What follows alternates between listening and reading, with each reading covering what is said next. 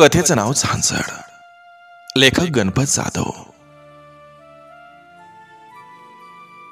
काळ्या मिठ्ठा अंधारात कुत्र्यांच्या कळवंडीचा आवाज हृदयाला कापर भरवत होता.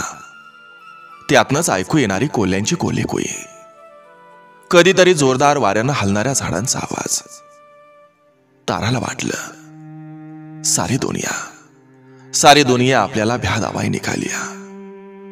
सारं गाव कधीच झोपलेलं. तारा डोळं गच्च मिटून घेत होती, पण कुठली झोप.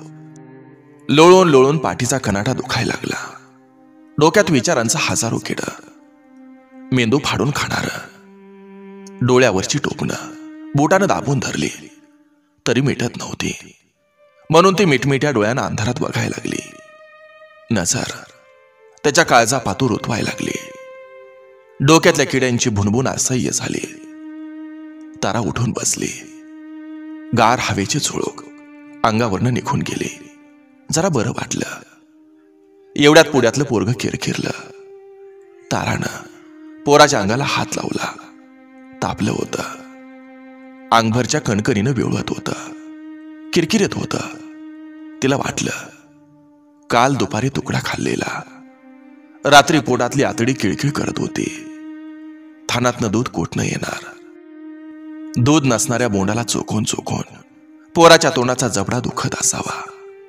तरी पण तिनं पोरग थानाला लावलं, गप बसावं म्हणून.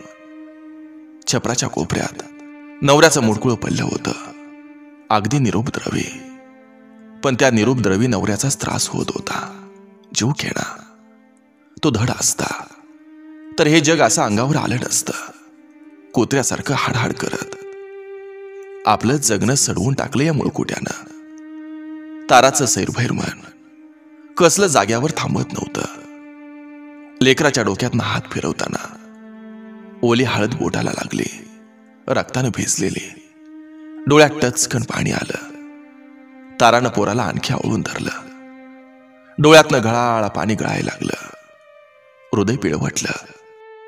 तशी रागाची सनक ही मेंदूतून झिंझिने आणत उठली. ताराला वाटलं म्हातारीच्या नरडीचा खोट घ्यावा. रांड माझ्या लेकराच्या जीवावर उठली. सगळं गाव उठून बसवलं. डोक्यातल्या काळजीची जागा सुडानं घेतली. सैताच्या फुफुड्यात मला उभी केली आणि जात जपती. आबरू उरावर बांधून रडती कोंगाडी. ताराचं मन आतल्या आत गुदमरायला लागलं. तिनं नवऱ्याच्या मुडकुळ्याकडे बघितलं. तिला वाटलं उठावं आणि लाता घालाव्या थाड थाड. पण काय उपयोग. लाता घातल्या तर ते एकतर रडल लहान लेकरासारखं, नाहीतर हसल खदा खदा. याचा दोष तरी काय म्हणून दोष द्यावा याला. एवढ्यात कुठून तरी आलेल्या कोंबड्याच्या आरवण्याचा आवाज अंधार धरून गावभर पसरला. पहाट होत आली वाटतं. लोळून लोळून अंग ठणकाय लागलं, म्हणून ती अंगणात आली. तिनं आभाळावर पाहिलं. हा अंधार संपूच नये असं तिला वाटलं. दिवस उगवला की इथली घुबडं जागी होतात आणि ती म्हातारडी आपल्याला हाकलून द्यायला निघाली या घरातनं. पोराला बघितलं की तिचं मस्तक फिरतं. आपल्याला या नाहणग्या जीवाचा आधार त्याच्यासाठी जगायचं. सारं जग आपला स्वार्थ बघतं. नरड्या पातूर येईपर्यंत माझं म्हणतं आणि नरड्याच्या वर आल्यावर पायाखाली दाबतं त्या माकडिणीच्या गोष्टीसारखं. आता आपले आई बाप सासू सासरे सारे परखे झाले होते. तारा छपरात आली. पोरग झोपल्यासारखं वाटत होतं. ताराला वाटलं थोड्याच वेळात सूर्य उगवेल. कुठं जावं, काय करावं. सगळीकडे स्वार्थानं खोटाड्या प्रतिष्ठेनं बरबटलेली माणसं आहेत. कुठलीच दिशा दिसेना. तिला आपला बाप आठवला, जो कालच परखा झाला होता. पण तारा त्याचं कष्ट कुतरओढ ते सगळं आठवायला लागली. 3 पोरींची लग्न करून पुळा झालेला बाप ढोरासारखं राबूनही डोक्यावरचं वजं उतरत नव्हतं त्याच्या. लग्नाला आलेल्या पोरी बघून मनातल्या मनात सुरत होता. जग रीतीला शिव्या देत होता. या पोरी उसवायच्या म्हणजे पैका लागतो, करून खाणारा असला तरी पण हुंडा मागतो. म्हणून पोरकी झाली की काळजाला भगदाड पडतं काळजीचं. या हुंड्या पाय माणसं हैवानासारखी वागायला लागलेली. पोरगी असली की पोटातल्या पोटात मारून टाकत्यात. ताराच्या बानं रक्ताचं पाणी करून 3 पोरी नांदायला पाठवल्या. देणेकऱ्यांचं वायदं मिटूस तर तारा लग्नाला आली. पोटाला पोरगा हवा, त्या बिगर मोक्ष कसा मिळवायचा? मोक्षाच्या लालसेपायी ताराच्या बापानं 4 पोरी जन्माला घातल्या आणि जिवंतपणी नरक यातना भोगायला लागला. आतल्या तो धगधगत होता, ज्वालामुखीसारखा. त्याला वाटलं या माणूस घाण्या रूढी आणि रूढी पाळणारी माणसं ही जाऊन मारावीत. वावरातल्या गवतावर राऊंडअप मारून गवत चाळावं. अगदी तसं. नरड्या इतका कर्जात बुडालेला बाप वयात आलेल्या ताराकडे बघत नव्हता. काळजीनं ऊर जळत राहतं म्हणून. स्वतःच्या मालकीची मेल्यावर जळा इतकी पण जागा नाही. दुसऱ्याच्या वावरात रोजानं जायचं, पोट भरून 4 पैसे दाबून ठेवायचं. पोरींच्या काळजीनं घरात पाहुणा रावळा आला तर छटाक साखरेसाठी दुकानदाराला दादा बाबा म्हणावं लागतं. ऋण काढल्याशिवाय सणच करता येत नव्हता. त्या तारा वयात आली. गावातली माणसं तिच्या बापाला हटकायला लागली. तो मात्र नुसतंच हसून वेळ मारून येत होता. पैशा बिगर दारात उभंही करत नाही कोणी पोरीच्या बापाला. त्याला वाटायचं बिगर पैशाचं स्थळ यावं, आणि झालं तसंच. त्या दिवशी ताराच्या आईचा भाऊ नागा घरी आला. लय दिवसातनं आलेला तो. आईला आनंद झाला. बऱ्याच दिवसातनं आलेल्या भावाला गोडधोड वशाट करावं तर जवळ पैसा नाही. वाटत असून बी ती गप्प बसली. थोड्या वेळानं काहीतरी ध्यानात आल्यागत ती उठली. कुठून तरी 2 अंडी आणली. नगभर तिला तळली. नवरा आणि भाऊ जेवायला बसले. म्हणायचं म्हणून ती नवऱ्याला म्हणाली, आव अंड्याची पोळी देऊ का तुम्हाला?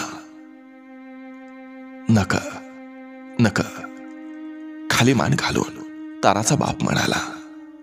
नवऱ्याचा खोटा खोटा नकार ताराच्या आईला अस्वस्थ करून गेला.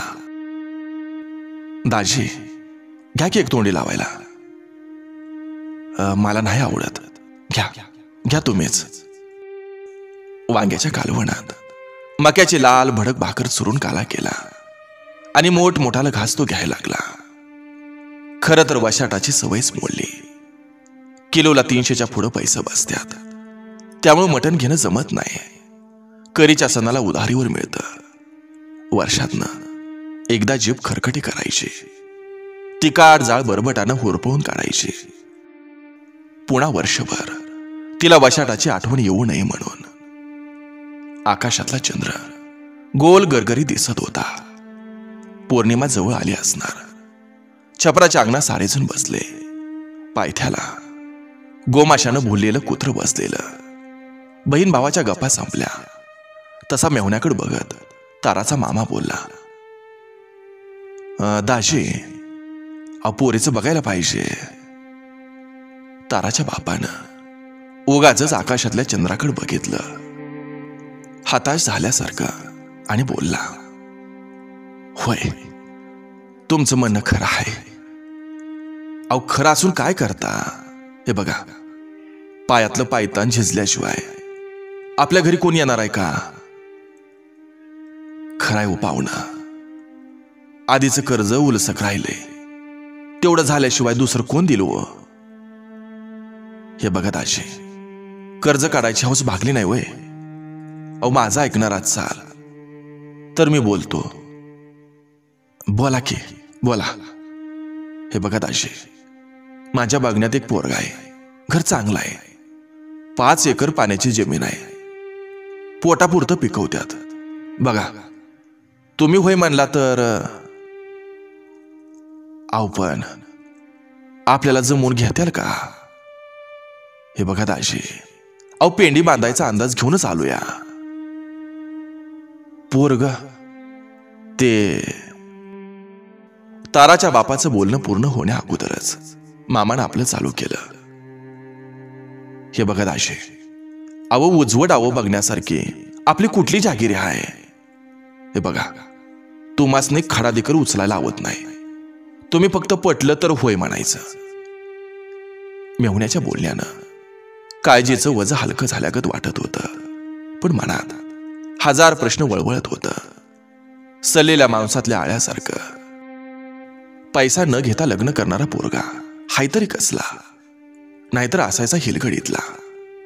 बोलल्या बिगर उकल व्हायची नाही म्हणून ताराचा बाप ताराच्या मामाजवळ सरकला.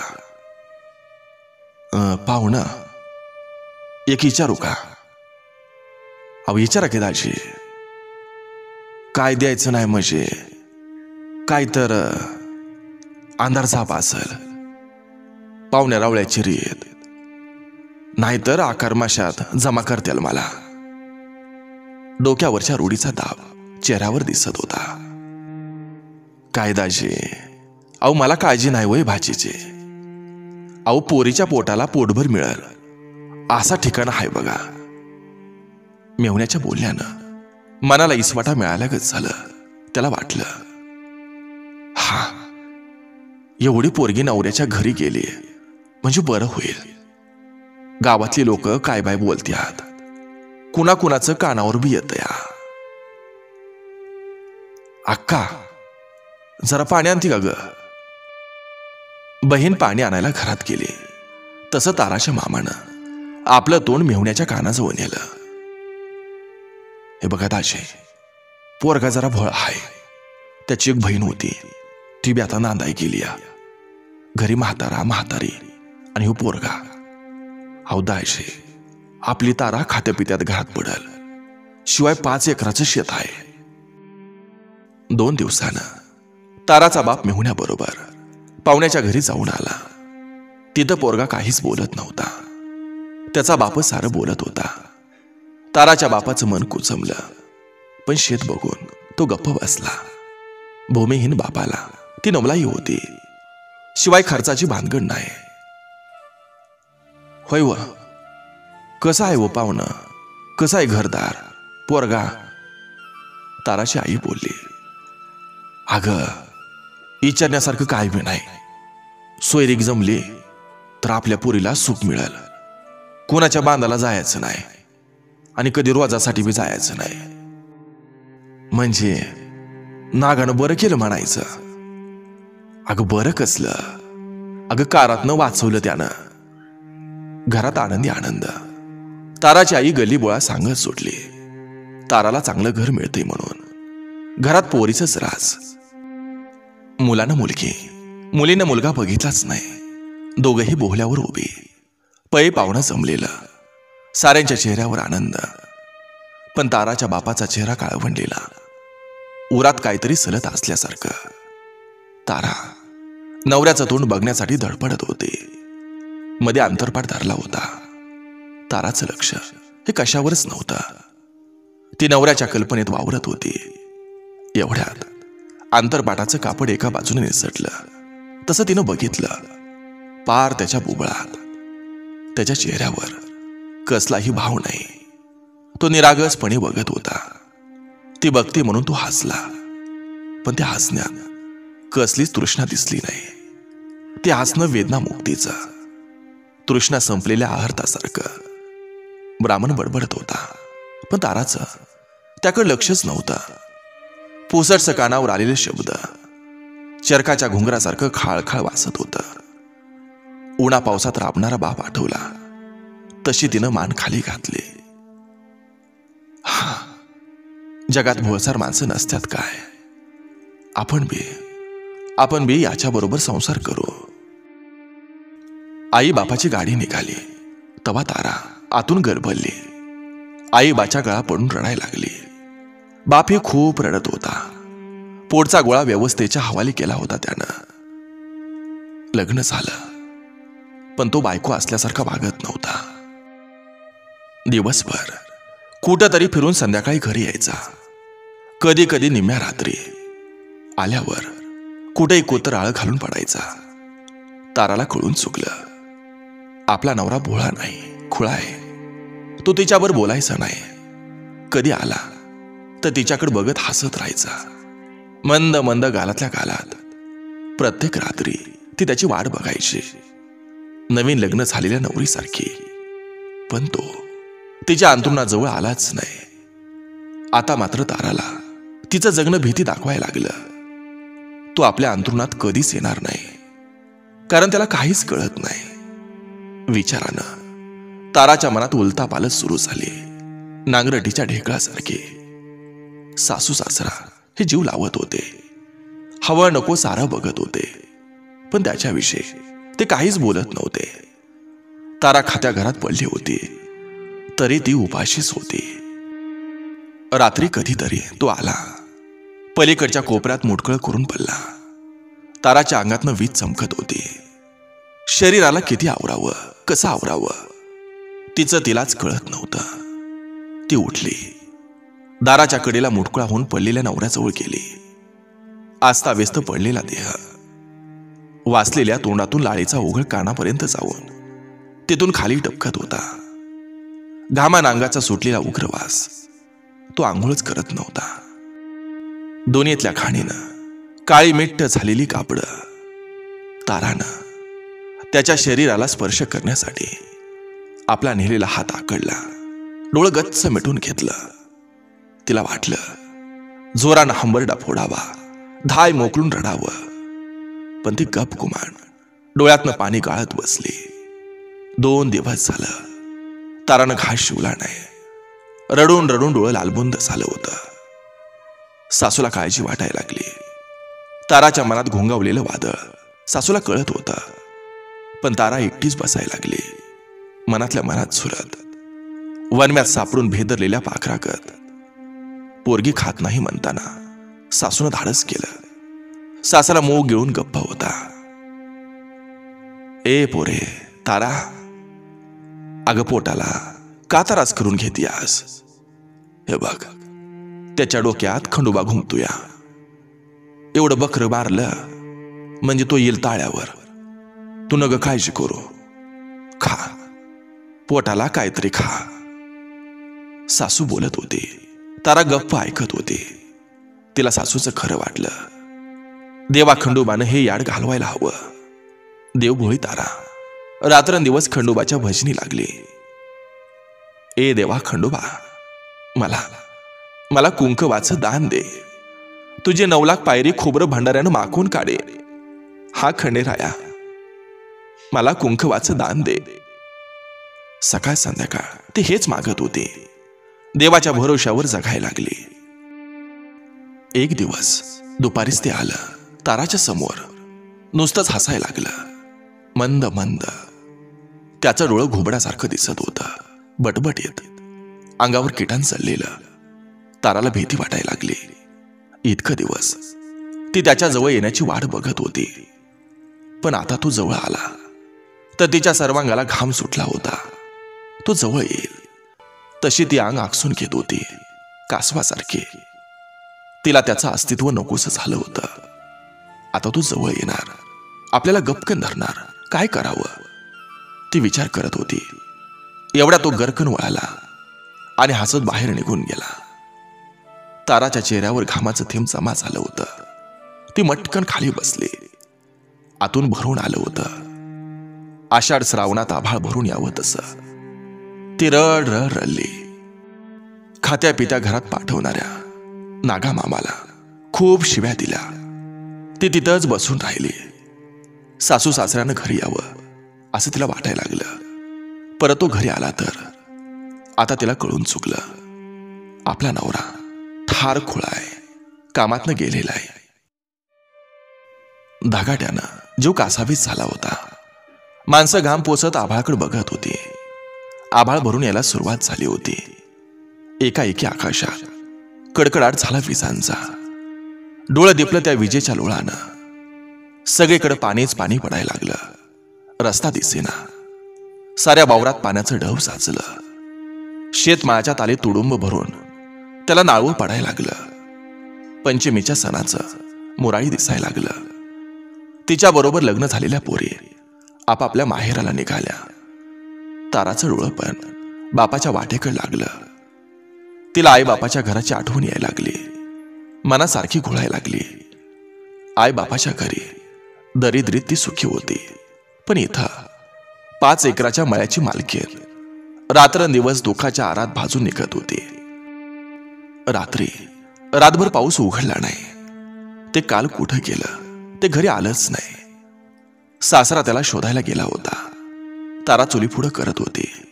आज पावसानं बराच वेळ झालेला कळालाच नाही. ओली लाकडं धोपत होती. धूर छपरात घुटमळत होता. एवढ्यात सासूचा आवाज आला. ए तारा, तारा.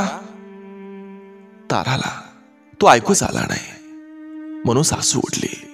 छपरात ना डोकावत बोलली, तारा, ए पोरी, उठ, पाणी दे, पाहुणं आल्यात.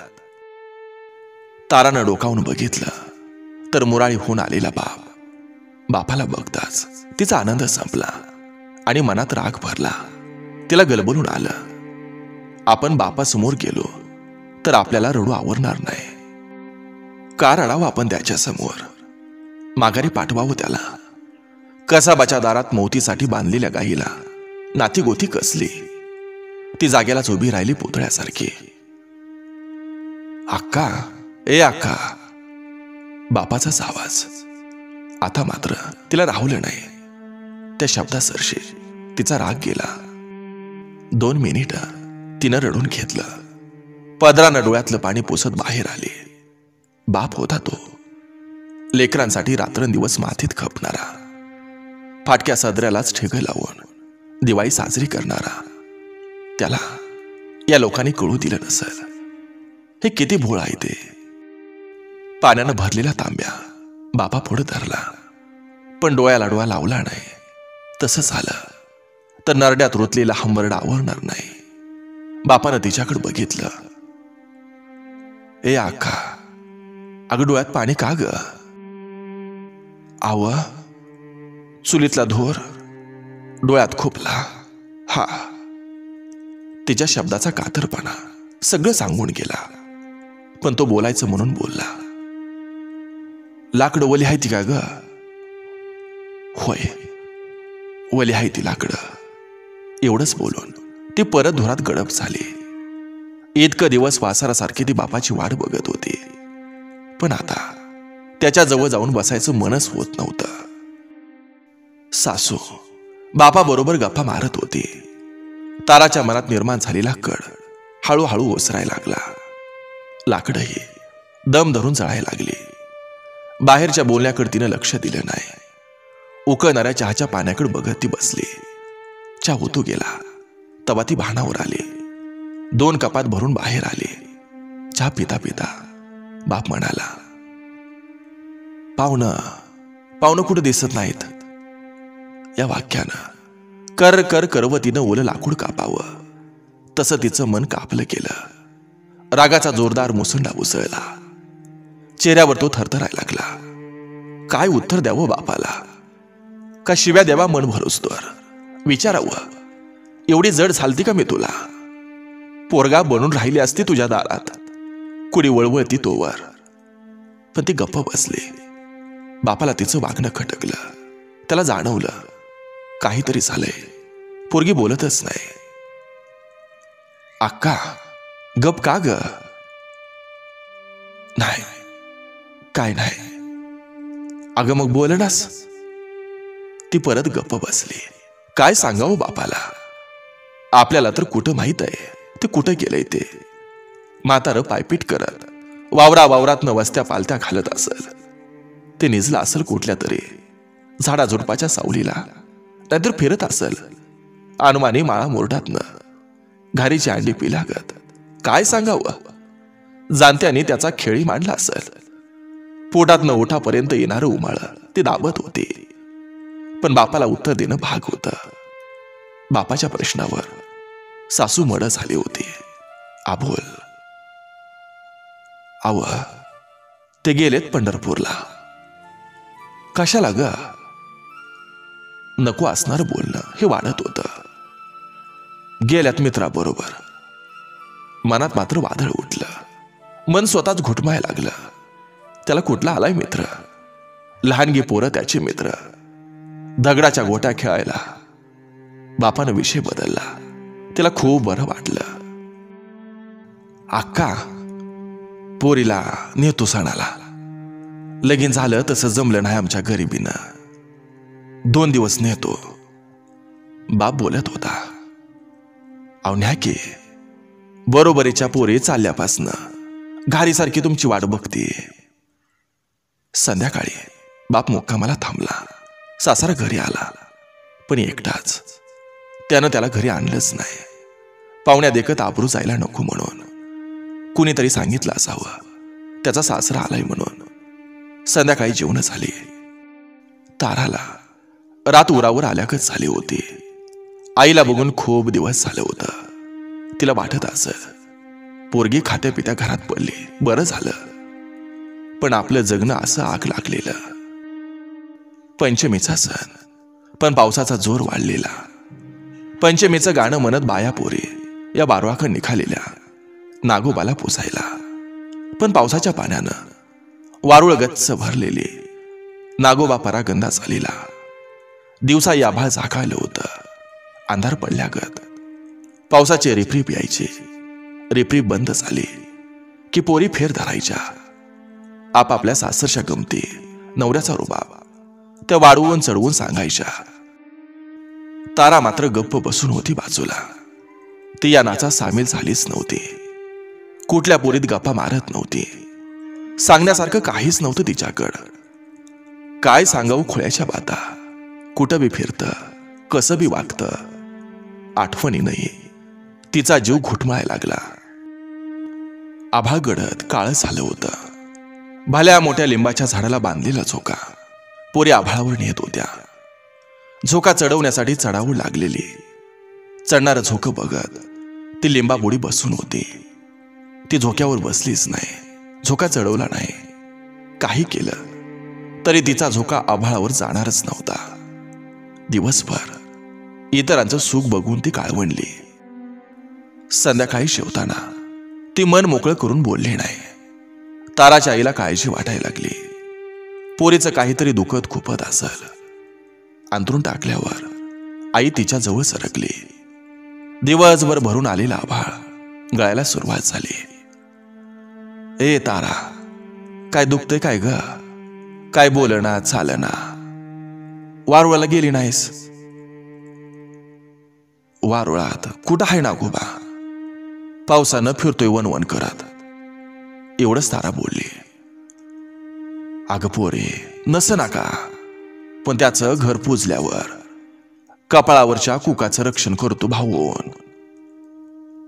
काय करायचं रक्षण करून? तोंड वळवलेली तारा गंभीर होत चालली. तिच्यावर तिच्या आईची काळजी वाढायला लागली. सासरी गेल्यापासनं पोरगी निम्मी सुधीक राहिली नाही.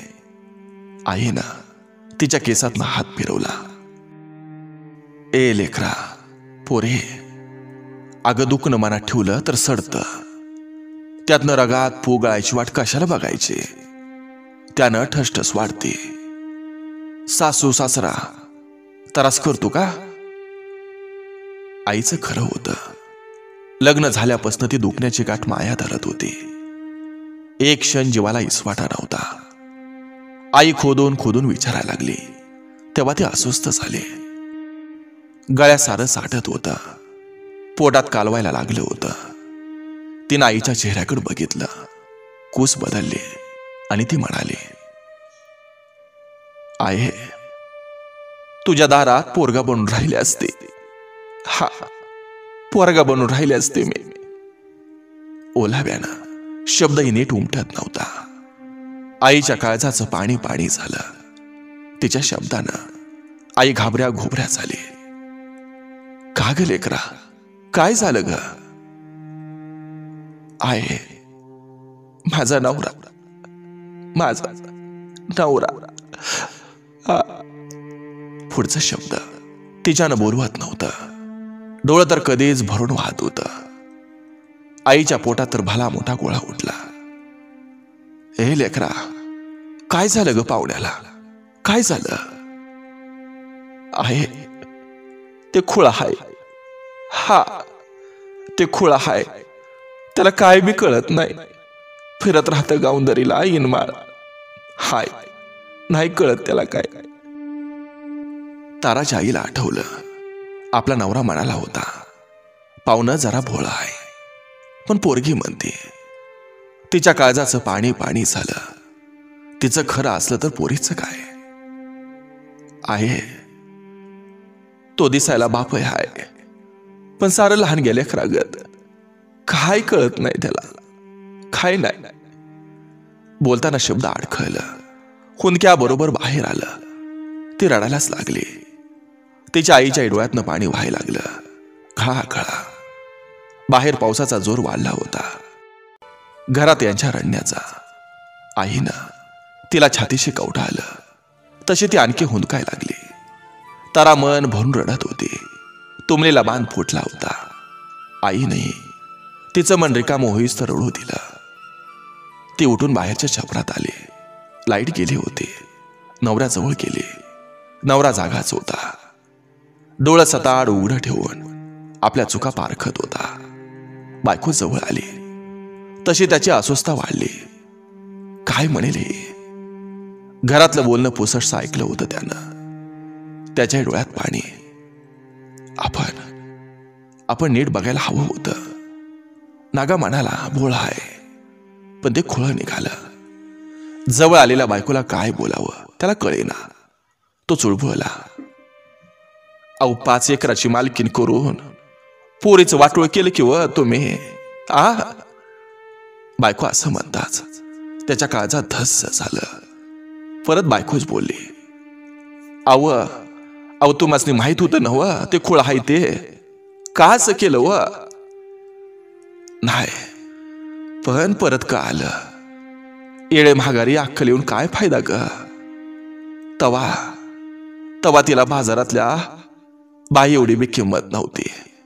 वाटलं पोरीच्या पोटाला घासभर मिळेल म्हणून पाय टाकला म्या, पण तो हिस्तवावर पडला. पण आता पोरगी त्यात होरपत या नव. आता काय करायचं? ताराच्या आईचं शब्द हे अश्रूत भिजलेलं. होय ग माझं लेकरू, होय चुकलंच ग, चुकलंच माझं. असं म्हणून तोही रडायला लागला. बाहेर चाललेली फुसफुस आणि ते बोलणं तारानं ऐकलं. तिच्या मनामध्ये भोळ्या आई बापाविषयी मायेचा उमाळा ताटला. आता पातूर त्यांच्याविषयी मनात असणारा राग निवळला. रडल्यामुळं मन पण हलकं झालं होतं. सण झाला. ताराला सासरी सोडून बाप आल्या पावली माघारी फिरला. डोळ्यात आसवांचा पूर घेऊन. पोरीला घरी तरी कसं ठेवावं नान्न सोडून. समाज बोलत राहील आगळ पगळ. आपला ऊर जळत राहील. काय सांगावं त्याला विचारत राहील समाज. नाकात येसन घातलेल्या बैलासारखा तो हातबल झाला होता. कुणीकडेही ओढलं तर नाकाला कळ लागते. सासू सासऱ्याला बरं वाटलं. पंचमीला गेलेली तारा परत येईल का नाही याची त्यांना काळजी होती, पण ती आली. ताराविषयी त्यांच्या मनातली आपुलकी आणखी वाढली. पोरगी पतिव्रता निघाली. आपल्या जातीचं खानदानाचं नाव राखलं. ते ताराला हवी ती वस्तू हवी तेव्हा देत होते. साऱ्या गावभर सांगत होते, पोरगी चांगली आहे, खुळ्याचा संसार करते. ताराचं मन बंड करत होतं. शरीर धगाटा धरत होतं. आता पतूर कुण्या बापाचा हात तिच्या अंगाला लागला नव्हता, पण तिच्या मनात काहूर माजत होतं. शरीराची पण भूक असते. भूक लागणं आपल्या हातात नसतं. माणूस दोन्ही भूका भागवतं म्हणून त्याला जगता येतं. आपलं काय, आतड्याची भूक खाऊन भागू, पण कातड्याची भूक कधी कधी उसळून येते. काय करावं कळत नाही. त्या खुळ्याच्या शरीराकडे बघत राहणं एवढंच. त्याशिवाय दुसरं काय करणार आपण. आयुष्य असंच काढायचं. अवघड होतं. रात्र वैरी व्हायची. दिवसा कुण्या बायापुरीत बसलं की रात्रीच्या गप्पा निघायच्या. सांगणाऱ्या आणि ऐकणाऱ्याही खोलायच्या, पण तारा तिथून उठायचे. तिला ते सहन व्हायचं नाही. तिला टोचावं म्हणून बाया पोरी हा मुद्दाम विषय काढायच्या. मनात वाईट वंगाळ विचार नको म्हणून तारानं स्वतःला देवपूजेत गुंतवून घेतलं. देवाच्या नादानं मन शांत राहील म्हणून. पण मनात वादळ घोंगावत राहायचं. बरोबर लग्न झालेल्या पोरीसनी लेकरं झाली. ती बघितल्यावर मात्र ताराच्या मनातली ठसठस वाढली. आपल्याला पण पुढ्यात बाळ हवं. आपल्याला बाळ झालं तर दिवस रात्र छळणार नाही. लेकरात मन गुंतल. आता कशासाठी जगावं आणि कुणासाठी जगावं? आपल्याला बाळ हवं. कल्पनेचं बाळ तिच्या मनात खुदू खुदू हसायला लागलं. मनातला प्रश्न तसाच, पण कसं होणार? बाळाच्या विचारानं आनंदिली तारा. आपल्याला बाळ होणार नाही या विचारानं आतून ढवळून निघायची. इतर पोरी आपापल्या लेकराबरोबर हसत खेळत राहायच्या, बोलत राहायच्या. ती लहानगी बाळं आईच्या बोलण्याकडे बघून हसायची. मनाला किती गारवा मिळत होता. ताराच्या मनात रात्रंदिवस बाळाचा विचार घोंगावत होता, मावाच्या माशागत. सासू बरोबर ती पंढरपूरला जाऊन आली. घरातल्या देवापुढं मोठमोठ्याने आरत्या म्हणायला लागली. पण त्यानं देहाची भूक थोडीच भागणार आहे. उपाशी माणसाला पोटाला काहीही चालतं. तसंच हे ते खुळं बरं असतं तर त्याला खाल्लं असतं. त्याच्या अंगावरच्या ढीगभर घाणी सकट, पण त्याला त्यातलं काहीच कळत नाही. तेच फिरतं उघडं नागडं. रात्रंदिवस एकच विचार, आपल्याला बाळ हवं जगण्यासाठी. बाळ झालं तर दुःख कमी होईल, त्याच्यासाठी जगत राहू. असल्या वान जगण्याला तारा कंटाळली होती. रात्री भुईवर लोळून लोळून पाठीची हाडं दुखायची, पण झोप येत नव्हती. मनात असंख्य विचार. म्हणून ती सासू बरोबर दररोज भजनाला जायला लागली. भजन ऐकण्यात वेळ जात होता. एकदा तिनं सहज वर बघितलं. नजर पुढच्या डोळ्यात रुतली. गाळात रुतलेल्या चाकागत डोळ्याला डोळा भिडला. सुकाव्याचा गारवा मनाला शिवून गेला. तिचं निराश झालेलं मन आनंदलं. लग्न झाल्यापासून पहिल्यांदाच हे सुख. तिला जाणीव झाली सभोवती माणसं आहेत. तिनं नजर खाली घेतली. मनात घालमेल चालली होती. ती सारं झटकू बघत होती, पण ते झटकत नव्हतं.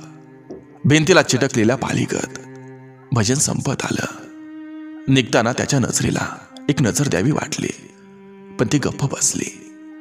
आपण इथं देवळाच्या रावळात, मेल्यावर नरकात सुद्धा जागा मिळायची नाही. शिवाय गावभर कळलं तर. त्या विचारानं तिच्या अंगावर काटा उभा राहिला. तो डोळा खंड्याचा होता. गाव त्याच्या शिवण्याचा बाट मानतं.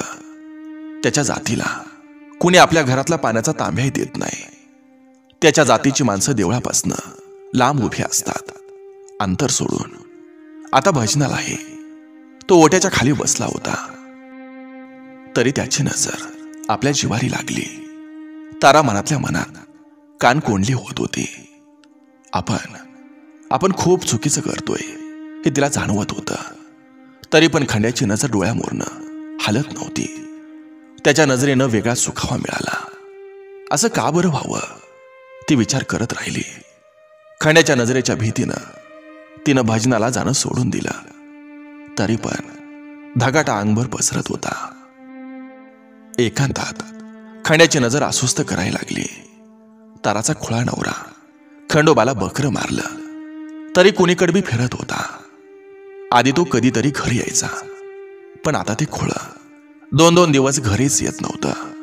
त्याला कपड्याचं भान राहत नव्हतं. कितीतरी वेळा सासऱ्यानं आणि तारानं वाड्या वस्त्या हुडकून त्याला घरी आणलं. ते इसरी पडलं की ते कुठेही जायचं, कुणीतरी यायचं, ताराच्या घरात डोकवायचं. अक्का, अहो तुमचा नवरा गावंदरीला बसलाय मातीस कटत. आवाजाबरोबर तारा धावायची. तिथं ते फतकल मारून बसलेलं असायचं. सारं गाव तिकडे संडासाला जातं. शेणाचा सडा घातल्या कतखान त्यात तो बसलेला असायचा. तारा त्याला उठवायची, घरी घेऊन यायची. 4-5 बादल्यानं आंघोळ घालायची. त्याचे कपडे धुवून स्वच्छ करायचे. पण ते कधीतरी डोळा चुकून निघायचं. ते खंडीभर घाण अंगावर घेऊन माघारी यायचं.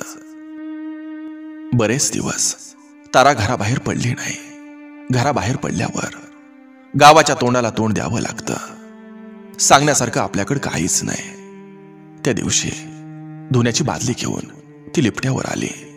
सगळ्या बाजूनी ऊस. ऊसाच्या कडेला लिपटं चालत होतं. माणसाचा आवाज नाही, फक्त उसाच्या पानांची सळसळ, लेपट्यातून पडणाऱ्या पाण्याचा आवाज. बादलीतली कपडे काढून ते दगडावर घसरायला लागले. मनात काय वाय, एवढ्यातच एकाएकी आवाज आला, वहिनी. त्या आवाजानं ती दचकली. दचकून मागं पाहिलं तर खंड्या तीच नजर घेऊन बांधावर उभा. तारा प्रचंड घाबरली. तिला वाटलं, हा कसा आला? का आपली वाट बघत बसला होता? तिच्या हातापायाला थरथर सुटली. खंड्याचं अस्तित्व तिला सळायला लागलं. कुणी बघितलं तर मेंदूला आग लागायची पाळी आली. अंगावर घामाचं थेंब उभं राहिलं. खंड्यानं इथनं जावं असं तिला वाटायला लागलं, पण तो बांधावर तसाच उभा. ताराला समाजाचं डोळंच डोळं दिसायला लागलं. घाबरत पाण्यात बुडवलेल्या कपड्यांना साबण लावून ती घसारं द्यायला लागली. बराच वेळ उभा राहिलेला खंड्या ताराच्या धुण्याकडे बघून कंटाळला. न बोलता निघावं तरी कसं? अवघडलेल्या खंड्यानं तोंड उघडलं. वहिनी, आवाज एकट्याच? हा, एकटीच. उशिरा उठला वय? हा. आवाज थरथरत होता. वहिनी, आवो, आता तुम्ही भजनाला का येत नाही? खंड्याचा अडखत बाहेर पडणारा आवाज. नाही, जागरण नाही जमत. अहो, काय करता रातभर? लेकरू बाळ असतं तर जागरण झालं असतं. खंड्यानं नेमक्या मर्मावर बोट ठेवलं. मनातली ठसठस परत चालू झाली. होय, खरं काय करतोय आपण रातभर? नवरात असला आपल्याला लेकरू हवं, त्याचं खाणं पिणं, त्याचं हागणं मुतणं. हा, यात रात उजाडल. ती स्वतःशीच बोलत राहिली. ओ वहिनी, निघतो मी. अमोप का माहिती आ नवरडतच असत्याल. त्यानं पाय उचलला. तिला सुटल्यासारखं वाटायला लागलं. सुटल्याचं सुख आणि भावनेची हुरहुर. मनच थाऱ्यावर राहीना. खंड्याच्या पायाखाली चिंगणाऱ्या गवताचा चरचर आवाज होत होता. तो 4-2 पावलं केला असेल. ताराच्या मनाचं दावं हे तग धरणा. ते तुटून पडलं. तिनं मान वर केली. त्याच वेळी तोही पाठमोरा वळला. नजरेला नजर. तो सुखावा. ती नजर खोल खोल रुतली. उराबातूर. तो मंद हसत निघून गेला. खुळही असंच हसत, मंद मंद. पण दोघांच्या हसण्यात फरक होता. खुळ्याच्या हसण्याची भीती वाटायची. खंड्याचं हसणं देहाला आग लावणारं. तिच्या चेहऱ्यावर घामाचं थेंब जमा झालं. तारा झुरत होती. मदगंधानं नाहून निघालेल्या त्या नागिनीसारखी. तिनं धुणं कसं तरी पिळलं. थारोळ्यातलं पाणी ओंजळीत घेऊन तोंडावर मारलं सपा सपा. मन शांत होईस्तोवर ती पाणी मारत राहिली. ती सारखी झटकत होती खंड्याला, पण तो मनाला जळू चिकटल्यासारखा चिकटला होता. तिचं कामात लक्ष नव्हतं. बांधावरनं चालताना 1-2 वेळा ती घसरली. रात्री सताड झोपलेल्या खुळ्याकडे बघितलं. त्याच्या निरागस देहाकड ते पाहणे तिला पाप वाटायला लागलं. वनव्यातला देह असाच जाळू. पण जगायचं कोणासाठी? नवऱ्यासाठी, लेकरासाठी. त्यासाठी लेकरू हवं. दुसऱ्यांच्या आयाच्या थानातनं चुरू चुरू दूध पिताना ते बघितलेलं बाळ तिच्या डोक्यात धिंगाणा घालत होतं. आपल्या बाळाचा स्पर्श झाला तर या दुःखाचा वणवा विसरल. पण काय करावं? ती डोळं मिटून झोपेची वाट बघायला लागली.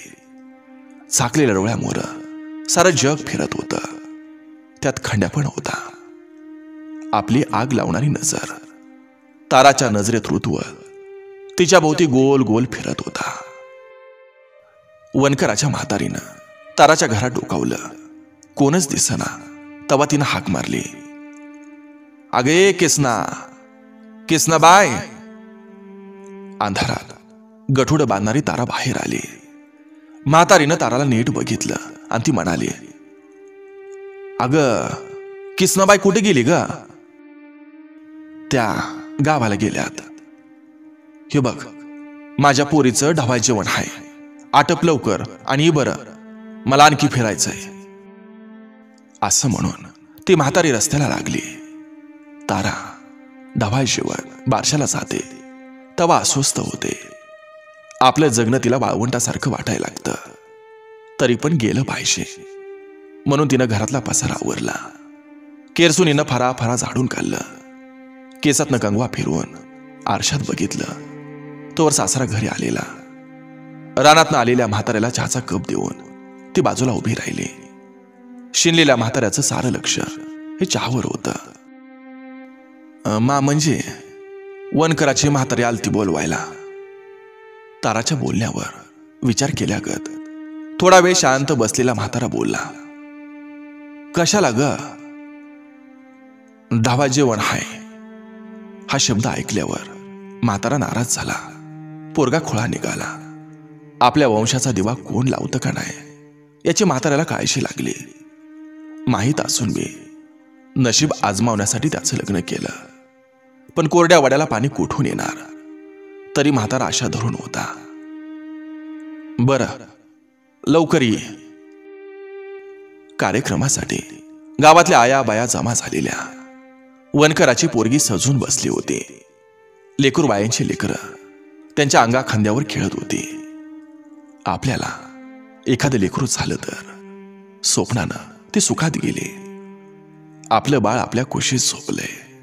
त्याचा लुसलुशीत स्पर्श मन फुलत गेलं उमलत्या फुलागत. कोण व ही पोरगी? मायाच्या सावित्रीचा आवाज आला. अहो तुम्हासनी ठाऊ नाही वय? तिथलीच एक बाई म्हणाली. अहो माहीत असल्यावर मी कशाला विचारेन? अहो त्या किसनबाईची सून आहे. सावित्रीच्या चेहऱ्यावर वेगळाच भाव उमटला. तिनं ताराकडे बघितलं. अग किसनबाईला ना तुझं तोंड दावती का नाही ग? असं रोखून बघत सावित्रा बोलली. या वाक्यानं ताराच्या उरावर डोंगरा एवढं ओझं बसल्यागत वाटलं. तारा अस्वस्थ झाली. काय बोलावं काहीच कळेना. आपण उगाच आलो असं तिला वाटलं. एवढ्यातच पाटलाच्या कुसुमचा आवाज आला. अगे सावित्रे, कसं काय विचारावं ग? अगं एकतर पोरीच्या आयुष्यात वैशाख चालू आहे आणि तू असं विचारते वय ग? सगळ्या जणी गप्प झाल्या. ताराची सुटका झाली. पण ती कान कोंडली झाली. तिचं मन थुमसत राहिलं. या कार्यक्रमात थांबणं तिच्या जीवावर आलं. मनाची घालमेल शरीरावर जाणवायला लागली. आता पतूर लेकराची भावना एवढी भडकली नव्हती. पण आज त्याचा वणवास झाला. ताराला जाळायला लागला. काळजापासनं एवढ्या माणसातही तिला एकटं एकटं वाटायला लागलं. रात्री उपाशी पोटानं झोपली कसली. वाकळेवर लोळत पडली. जवळच अस्ताव्यस्त पसरलेल्या नवऱ्याकडे बघून ती झुरत राहिली. जगण्यातला आकार उकारच दिसेना तिच्या. कशासाठी जगायचं? नवऱ्यासाठी? 5 एकराच्या शेतासाठी? का आई बापाच्या नावासाठी?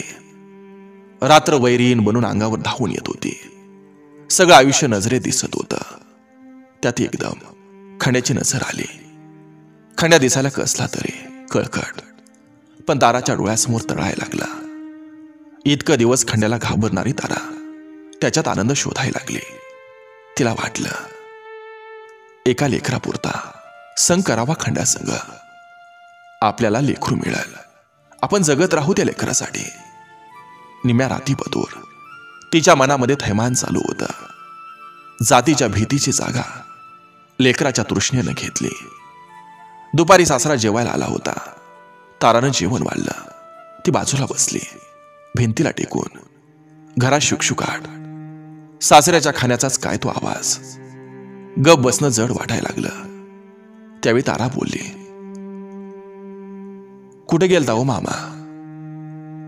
अगं जांभळीच्या तुकड्यात. अहो जेवायला इतका वेळ का केला? लवकर यायचं नव्हतं का?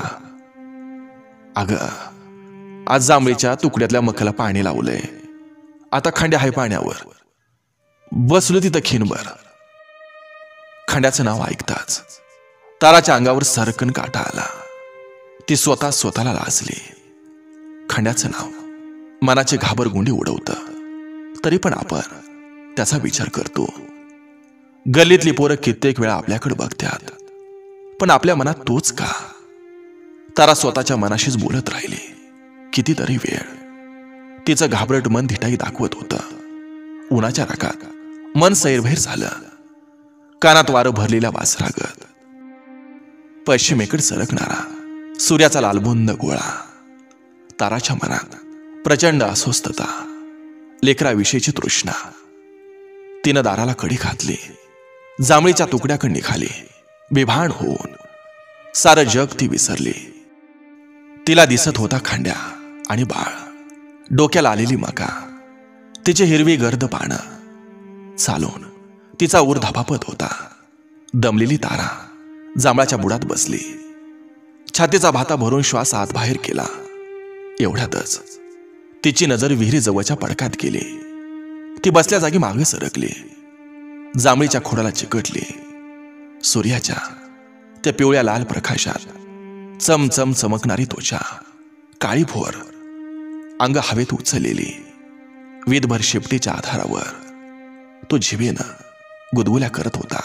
तिच्या तोंडावर ती लाजल्यासारखी तोंड फिरवत होती.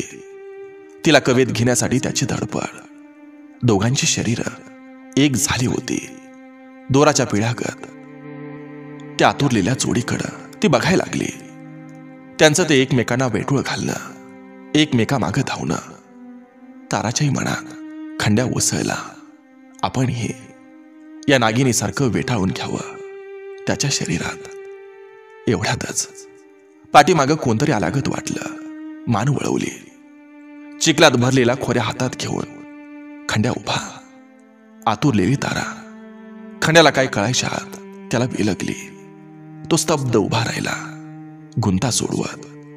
हळूहळू तोही पेटायला लागला. मक्याच्या फळात वेगळीच धुंदी चालली, त्या नागिनीसारखी.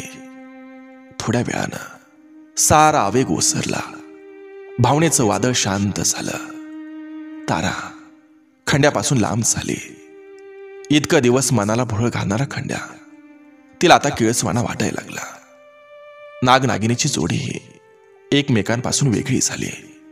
नागिनीनं निपचित पडलेल्या नागाकडे एक वेळ पाहिलं आणि सळसळत ती निघून गेली विहिरीच्या खळग्याकडं. खंड्याही ताराच्या पाठमोऱ्या आकृतीकडे बघत जांभळबुडी उभा होता. तिनं त्याच्याकडे वळून सुद्धा पाहिलं नाही. त्याच्याशी तिला काहीच देणं घेणं नव्हतं, पण मन घाबरलं. कुणी बघितलं तर नसेल. ती आनंदातही होती आणि घाबरतही होती. किसनाबाईला कळलं पोरीला दिवस गेल्यात, तेव्हा ती अस्वस्थ झाली. नवऱ्याजवळ एकांतात बसल्यावर तिनं विषय काढला. ताराचा सासराही थोडा वेळ स्तब्ध झाला. मनातली काळजी शब्दात एकवटत किसनाबाईनं तोंड काढलं. अहो जग काय म्हणाल व आ? अगं काय म्हणतं या? त्यासनी लेकरं होत नाहीत वय? अहो पण माणसांची तोंड काय पण? अगं कसलं काय पण? हे बघ, ताराच्या पोटातलं पोर आपल्या ताण्याचं आहे आणि कसलं तोंड ग? हा ते बी खरं म्हणा, खोयाला लेकर होत नाहीत वय? ताराच्या सासऱ्याच्या चेहऱ्यावर एकदम टवटवी आली. त्यानं मनात काहीतरी शिजायला घातलं. त्याला वाटलं आपल्या वंशाचा दिवा हा लावायला कोणतरी येणार. नवऱ्याचं ऐकून किसनाबाईला सुद्धा आनंद झाला.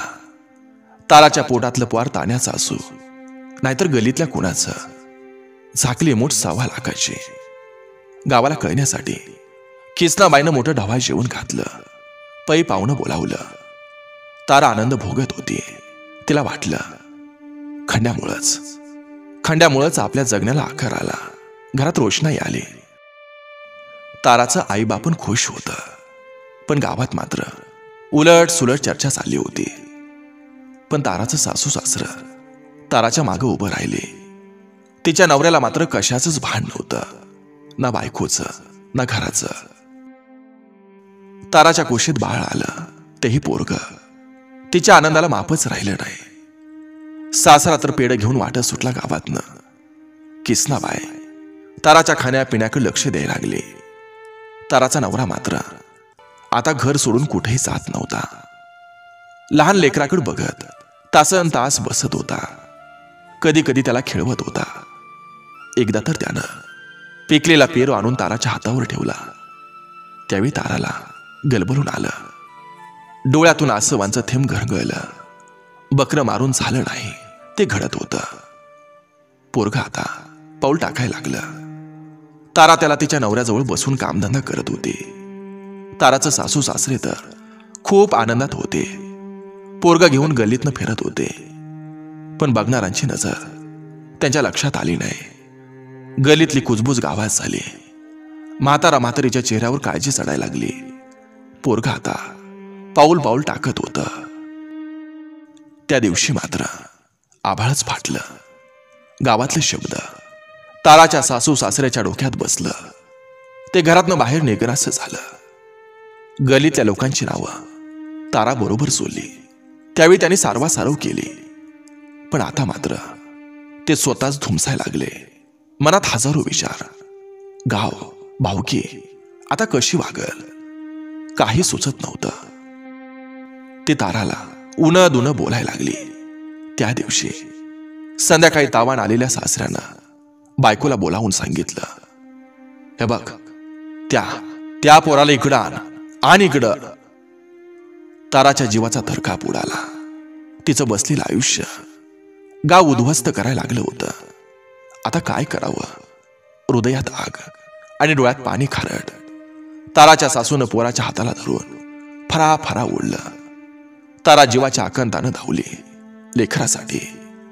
सासू सासऱ्यानं नीट बघितलं आणि सासऱ्यानं सनकन पोराच्या गालात मारले. एवढूसं पोरगं लांब जाऊन कोलमडलं. मोठ्यानं रडायला लागलं. ताराच्या जीवाची घालमेल झाली. ती मोठमोठ्यानं रडायला लागली. सासू घाण घाण शिव्या देत होती. अगं सगळं गाव सोडून तो खंड्याच तुला सापडला का ग? असं म्हणून ती आक्रोश करत होती. गावातल्या कुणापेक्षा हलक्या जातीच्या खंड्याचं पोर आपल्या वंशाचा दिवा लावणार या विचारानं ताराचा सासरा आतून बाहेरून हादरून गेला. तारा गरोदर राहिली. त्यावेळेस ही शंका होती. पण तो गर्भ एका अस्पृश्याचा असेल असं त्याला वाटलंच नव्हतं. जातकुळी बुडवली पोरीनं. ताराच्या घरात आकांत माजला. ताराचं पोरगं हुबेहूब खंड्यासारखं दिसत होतं. माहेरला कळाल्यावर बाप आला. त्यानं ताराकडे बघितलं सुद्धा नव्हतं. उलट तो पचकन थुकला तिच्याकडे बघून. ताराला कळालं सारं जग वैरी बनून आलंय. ते आपलं मन खंबीर करत गेले. डोंगरातल्या कातळासारखं गावातलं मोरकं आले होते. ओ पाहुणं, हे बघा, तुमच्या पोरीनं कुळीला बट्टा लावला आमच्या. आता तुम्ही तुमच्या घरला घेऊन जावा. असली धरम बुडवी नकोय आम्हाला. ताराचा सासरा त्वेषानं बोलत होता. तिचा बाप अपराध्यागत बसून होता. पोरीनं आपली पण जात बाटवली. पै पाहुण्यात तोंड नाही राहिलं. बघून बघितला हलक्या जातीचा. त्या विचारानं तोही हादरून गेला होता. हे बघा पाहुणं, आजपासनं ती माझी पोरगी नाही आणि म्या तिचा बाप नाही. तुम्हाला काय करायचंय ते करा तुम्ही. हे बघा पाहुणं, आम्ही काय करावं? तुमच्या खानदानीची चालच दिसती ती, म्हणून तिनं असं केलं या. ताराच्या सासूनं मध्येच तोंड घातलं. ओ किसना वहिनी, तुम्ही ग बसा, आम्ही बघतोय काय करायचं ते. एक जाणता माणूस म्हणाला, हे बघा पाहुणं, गावातली तरणी पोरं मिळती का? अहो तसं असतं तर काय तर जुळणी केली असते. पण आता तुम्ही ठरवा काय ते. हे बघा, आजपासून आपलं पाऊणपण संपलं. आता संपलं पाऊणपण. रडकुंडीला आलेल्या ताराच्या बापानं एक वार सगळ्याकडे बघितलं, हात जोडलं. ह्यो जातीचा प्रश्न आहे. तुमचं तुम्ही ठरवा. मी काय बी म्हणणार नाही काय बी म्हणणार. तारा मात्र दगड होऊन सारं ऐकत राहिली. पण समाजाचे दोन अंग तिला दिसायला लागले. वेळ बघून समाज आपलं अंग बाहेर काढतो. ताराचा बाप माणसातनं उठला. खाली मान घालून तडा तडा निघून गेला. जाणाऱ्या आकृतीकडे बघत ताराची सासू शिव्या देत होती. गावातला पंच सदाखोत हा पुढं सरकला. सगळ्यांनी कान टवकारलं. हे बघा मंडळी, तारीनं असला गुन्हा केलाय. आता तिनं ते खांद्याचं लेकरू घेऊन हे घर सोडावं आणि कुठं बी राहावं.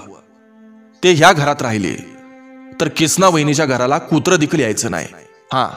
आता तिनं घर सोडावं. सगळ्यांनी माना डोलावल्या. ताराला शिव्या देत गर्दी पांगली. आता अंधार गडद व्हायला लागला. किसनाबाईचं तोंड चालूच होतं. आता मात्र तारानं आपलं मौन सोडलं. साऱ्या गावावरचा राग किसनाबाईवर काढायला लागली. हिनच आपल्या जगण्याचं वाटोळ केलंय. या खुळ्याबरोबर लगीन लावून. वैतागलेली तारा सासूला शिव्या द्यायला लागली. ते खुळ मात्र लहान बाळाला घेऊन बसलं होतं. पुन्हा गल्ली जमली. तारा आता बाग्यासह साऱ्यांना शिव्या द्यायला लागली. तिच्या दृष्टीनं सारं जगच वैरी होतं. आपल्या लेकरासाठी त्या वैऱ्याला तोंड देणं भाग होतं. आईची बडबड ऐकून पोरगं खुळ्याच्या मांडीवरनं उठून ताराकडे गेलं. रागानं भिरमटलेल्या किसनाबाईनं हाताला लागलेलं उलतानं फेकून मारलं. भुवयाच्या वरनं रक्ताची धार व्हायला लागली. तसा तारानं जीवाच्या आकांतानं हंबरडा फोडला. पोरगही दुखण्यानं रडत होतं. ताराचा राग तोंडावर पसरायला लागला. वाघिणीसारखी ती किसनाबाईवर तुटून पडली. सासरामध्ये आला. अगे, आमचं घर सोडून कुठं बी जा, नाहीतर त्या खंड्याच्या घरात शिर. तू जा इथनं, असं तू म्हणाला. सारी गल्ली ही तारावर छी थू करायला लागली. रात्रभर ताराला झोप नाही. पोरगही तापलं होतं. विचार करून डोकं दुखायला लागलं. सारं गाव एका बाजूला, तारा एका बाजूला, फक्त लेकरासाठी. उजेड आपलं तोंड वर काढायला लागला. सासू सासरा आपल्याला आता घराबाहेर काढल्याशिवाय राहणार नाहीत. पण आपणही डोंगरासारखं उभं राहायचं. त्यांनीच आपल्या जीवनाचं वाटोळ केलं. ते कोण आपल्या चुकाचं मोजमाप करणारे? तारानं मनात काहीतरी ठरवलं. घरातली कुऱ्हाड हातात घेतली. पोरगं उचलून काख्याला घेतलं आणि ती निघाली जांभळीच्या तुकड्याकडं. तिथंच ती खोप घालून राहणार होती. या व्यवस्थेवर घाव घालत ती बदलण्यासाठी सारी गल्ली तिच्याकडे बघत होती.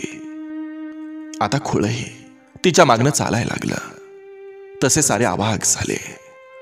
त्याच्या लेखी जातीला कसलीच किंमत नव्हती. ते चाललं माणसाच्या पिलामागं. किसनाबाई आणि तिच्या नवऱ्याला आभाळ फाटल्याकच झालं. त्या तिघांच्या आकृत्या डोळ्यात होईपर्यंत ते बघत राहिले.